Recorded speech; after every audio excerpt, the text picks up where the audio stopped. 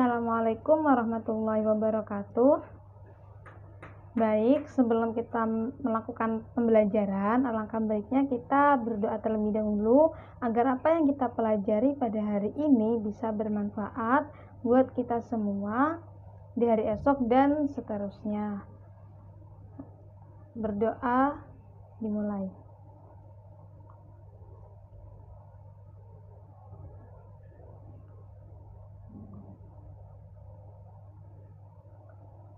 Alhamdulillah, kita masih diberi kesempatan untuk melakukan pembelajaran.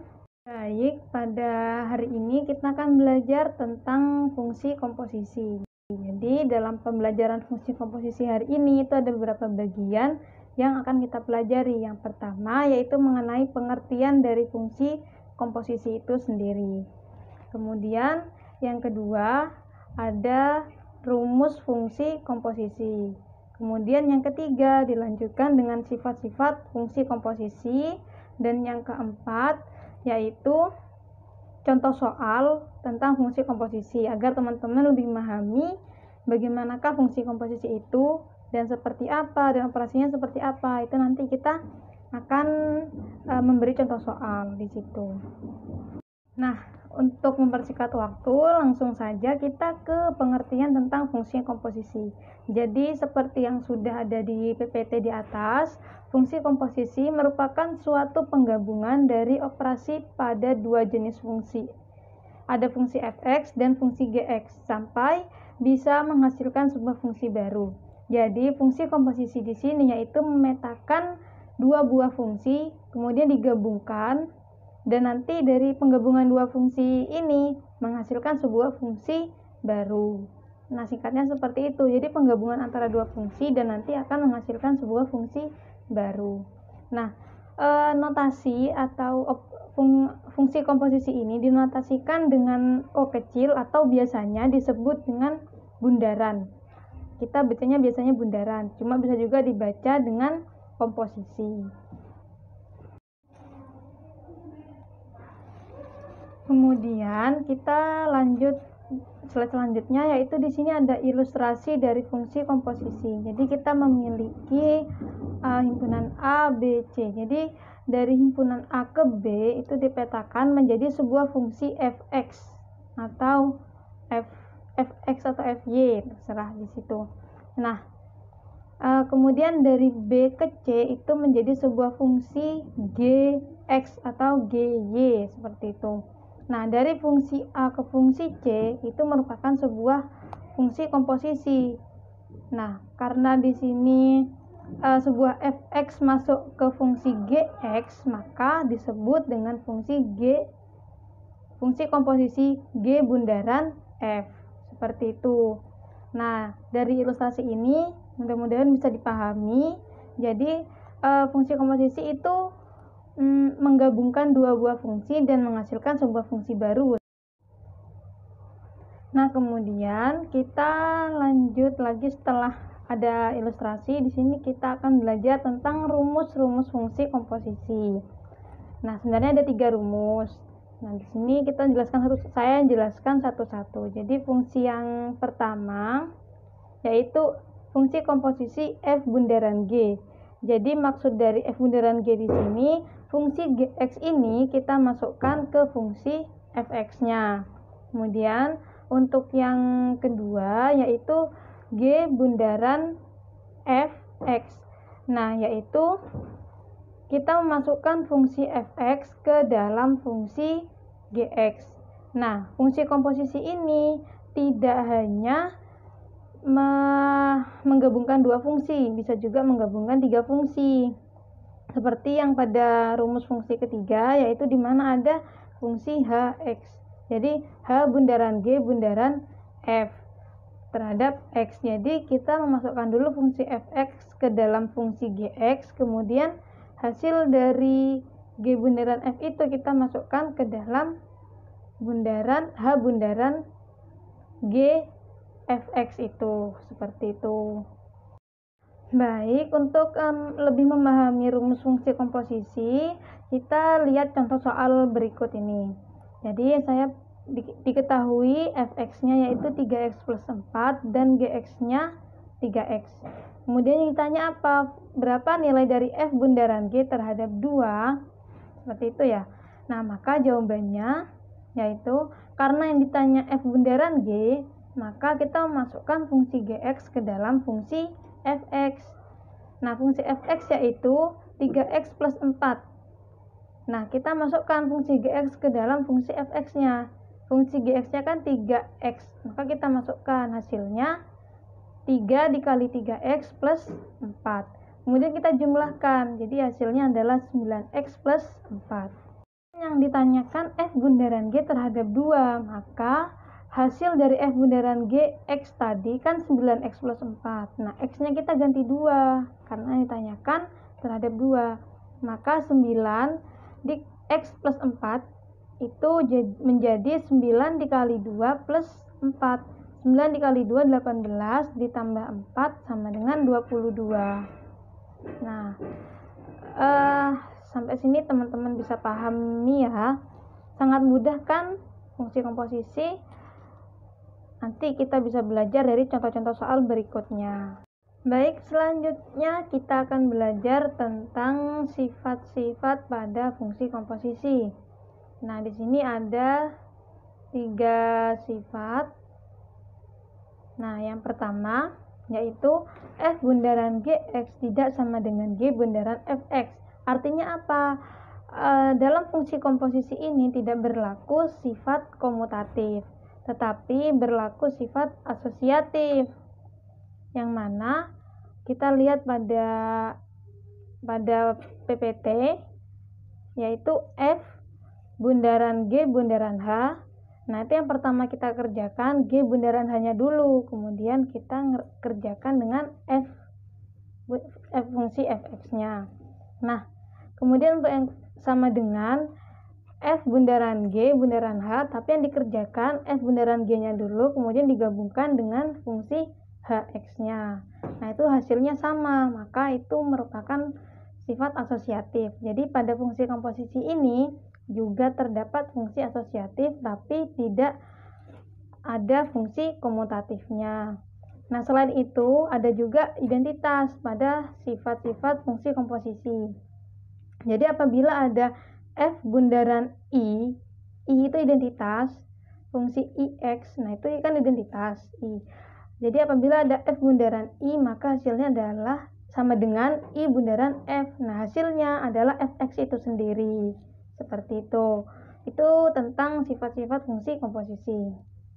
Nah, untuk lebih mempermudah memahami tentang sifat-sifat fungsi komposisi, maka di sini saya akan kasih contoh soal lagi dari sifat-sifat fungsi komposisi.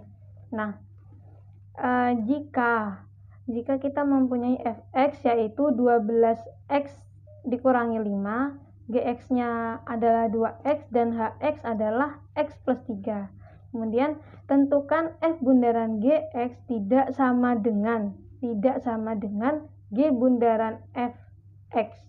Nah, kita buktikan apakah sifat ini benar atau tidak, terbukti atau tidak. Kita akan buktikan dengan contoh soal ini.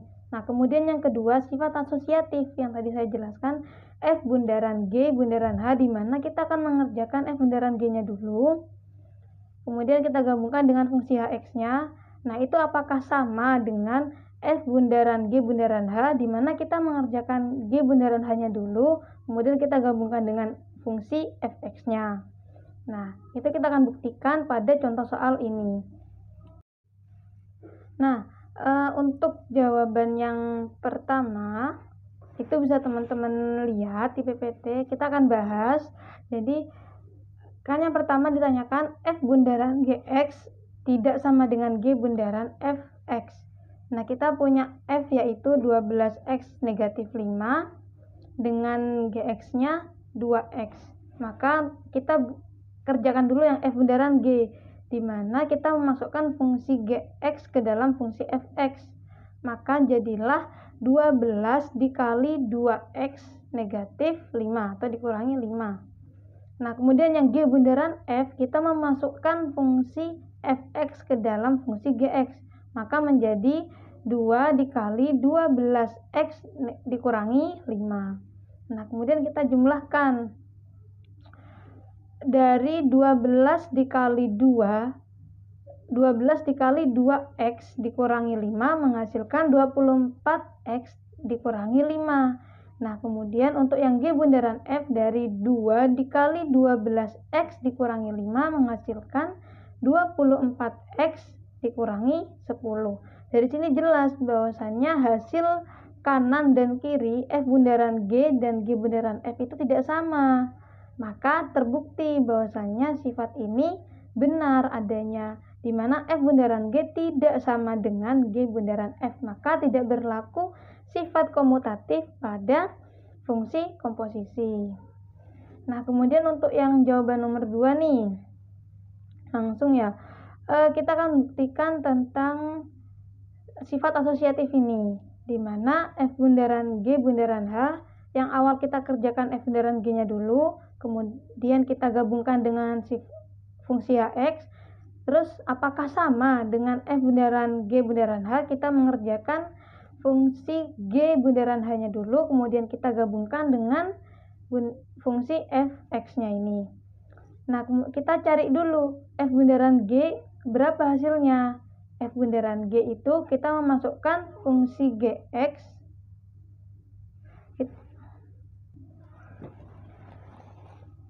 F bundaran G itu kita memasukkan fungsi Gx ke dalam fungsi Fx, maka menjadi 12 dikali 2x dikurangi 5, maka hasilnya adalah 24x dikurangi 5. Nah, kemudian setelah itu kita cari juga G bundaran H-nya.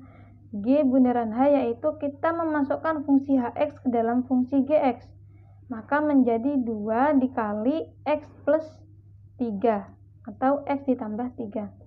2 dikali X ditambah 3 hasilnya adalah 2X ditambah 6, ya kan? Nah, kemudian kita buktikan sifat asosiatif ini seperti yang ada di PowerPoint di atas. Nah, seperti ini. Nah, jadi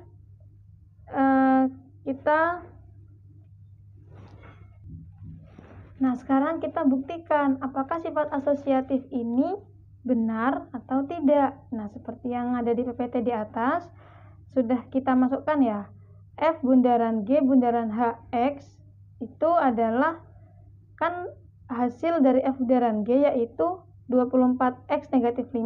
Maka kita masukkan fungsi Hx ke dalam fungsi hasil dari F bundaran G. Maka menjadi 24 dikali X ditambah 3 dikurangi 5. Nah, kemudian yang F bundaran G bundaran H, hasil dari G bundaran H yaitu 2x plus 6. Maka kita memasukkan hasil fungsi G bundaran H ke dalam fungsi Fx, maka menjadi 12 dikali 2x plus 6 dikurangi 5. Nah, hasilnya adalah untuk yang F bundaran G bundaran H yang pertama yaitu 24x ditambah 72 dikurangi 5. Dan yang kedua, F bundaran G bundaran H yang kedua yaitu hasilnya 24x ditambah 72 dikurangi 5. Maka sampai sini terbukti bahwasanya sifat asosiatif ini terbukti ada di dalam fungsi komposisi. Hasilnya sama dengan seperti itu. Nah, ketika dijumlahkan dari 24x ditambah 72 dikurangi 5, maka hasilnya adalah 24x ditambah 67. Yang pertama. Kemudian yang kedua juga sama hasilnya, yaitu 24x ditambah 67. Dari sini terbukti bahwasannya hasilnya itu sama antara F bundaran G bundaran H yang pertama dan F bundaran G bundaran H yang kedua. Seperti itu. Maka di sini terbukti bahwasannya fungsi asosiatif pada fungsi komposisi ini jelas adanya dan terbukti. Nah, sampai sini bisa dipahami kan? Ternyata sangat mudah kan fungsi komposisi ini, dan sifat-sifatnya juga nggak begitu banyak dan rumit, benar-benar mudah dipahami. Nah, semoga nanti bisa bermanfaat buat kalian semuanya. Nah, Sampai sini selesai juga pembelajaran kita hari ini tentang fungsi komposisi. Semoga bermanfaat buat kalian semua. Saya mohon maaf apabila ada salah kata dan ada tindakan yang kurang berkenan. Saya minta maaf. Akhirul kalam. Wassalamualaikum warahmatullahi wabarakatuh. Jangan lupa setelah pembelajaran selesai kita berdoa juga agar ilmu yang kita pelajari hari ini bisa bermanfaat buat kita. Terima kasih.